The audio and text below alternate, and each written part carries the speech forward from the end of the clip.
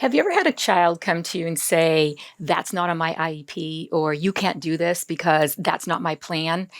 And what happens when you say to a child, hey, you look a little dysregulated. Why don't you use one of your strategies? And they turn around and say to you, I'm not dysregulated and I'm not using one of my strategies, or something like that.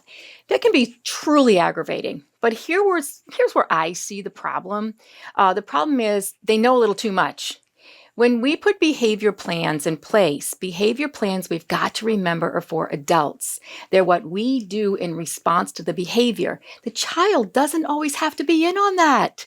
So if we're using language with them like, you're dysregulated, here is your strategy, they will come right back and say, I don't want to do my strategy. I'd rather be dysregulated.